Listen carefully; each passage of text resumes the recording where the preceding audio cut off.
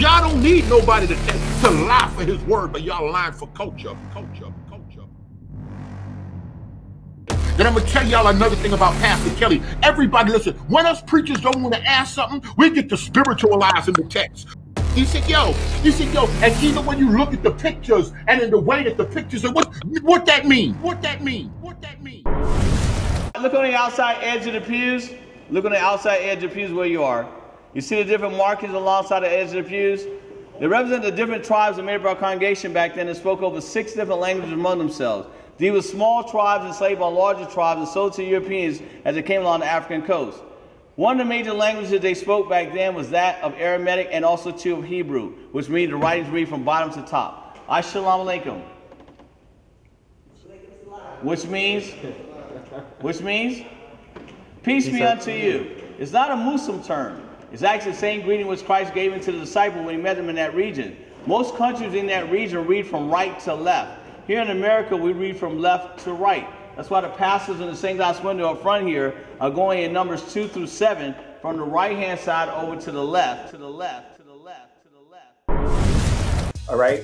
So the language Ga'az, right, which they call Ge'ez, is a Shemitic language, right? And when you look at Ge'ez and you go to those pews, you will see a combination of Ge'ez for some of the letters as well as cursive Hebrew. You'll see that right there on the pews.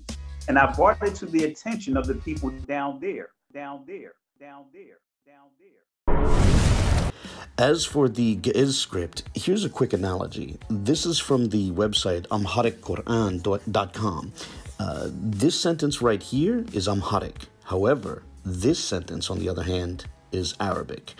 It's written in the Ge'ez script, but it is Arabic. Therefore, assuming for the sake of hypothetical argument that there is coherent language in the pews, Pastor Richardson's reasoning that the text cannot be Arabic because some of the markings vaguely resemble Hebrew or Ge'ez characters it's a bad argument. And by the way, as was shown in my video on the church's sanctuary, all sorts of things can resemble Hebrew or Ge'ez characters, including markings in which neither Hebrew nor Ge'ez nor any other Semitic language is actually present. The point of that thought experiment was to show that Kelly Richardson's methodology can easily produce false positives. So this is Dr. Ephraim Isaac. You could look him up on, just Google him, just to know who we're talking about before I show the documentary, right? He's a brother that was born in Ethiopia. He's an Ethiopian American. He went to Harvard University. He's a scholar of ancient Semitic languages and civilization and African/Ethiopian languages and religion. He is the director of the Institute of Semitic Studies at Princeton, New Jersey, and the chair of the board of the Ethiopian Peace and Development Center. Dr. Isaac, listen to what he holds now. He holds a bachelor's in divinity from Harvard Divinity, a PhD in Near Eastern languages. Let me say it again. That's right up his alley. That's right up his alley. PhD. That's his lane. There you go. Ha, sa, ra, ri. So all these letters are Ethiopian. Yeah, that is Ethiopian. Okay. This is ha, this is sa. Yeah. And this could be na if it was straight like this. And by the way, as was shown in my video on the church's sanctuary, all sorts of things can resemble Hebrew or Ge'ez characters, including markings in which neither Hebrew nor Ge'ez nor any other Semitic language is actually present. Let's deal with another language that vocalizes each consonant with ah without specifically marking that sound, because that is part of the delusion that we hear that they try to interject. That, hey, you know what, the ancient Hebrews, you know, they wrote their letters, but they didn't have to, you know, write all the vowels out. You know, that, you know, they used vowel letters. No, they didn't. It was just an ah sound. The ancient Hebrew was unambiguous. And I'm going to prove this with, for example, Ge'ez, even though I refer to it as Ga'az. Let's deal with it.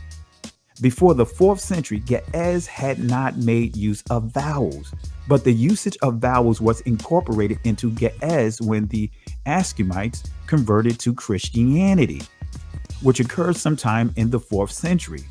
Pankhurst suggests that the reason that the alphabet was modified at the time could have been due to the wish to make what? To make biblical texts more intelligible to the newly literate, right? You know, modify the language. So when you understand Ge'ez, right, it evolved from the Sabine or Saba'an. Now notice here, I'm just going to read some of here. Right to the left here, that is what? The Sabine language. To the right on your screen is Ge'ez, right? But I'm going to read to you and tell me what you think. Starting with the top line. A, Ba, Ga, Da, Za, Ta, Ya, Ka, La, Ma, Sa, Sa, Sa, Ka, Ra, Wa, Za, Ha, Ha, Na, Sa, Sa, Ta, Fa. Use of alphabetic symbols in magic is very well known, it's very ancient. In Ethiopia, for instance, already in the 4th and 5th centuries, they were using decorative letters, not directly in terms of symbolic 3 or 4 words, letters, but in terms of a geometric figure. A lot of the early magic, what we call abracadabra, they are not complete words, but they are letters. There is one prayer that is I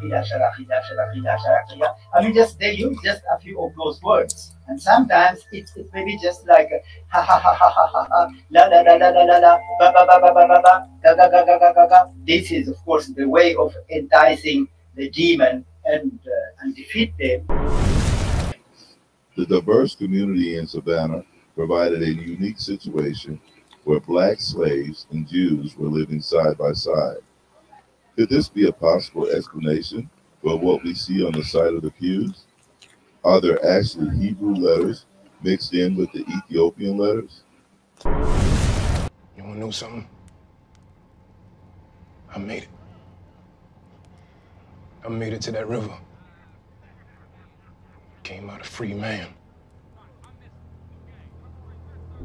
Until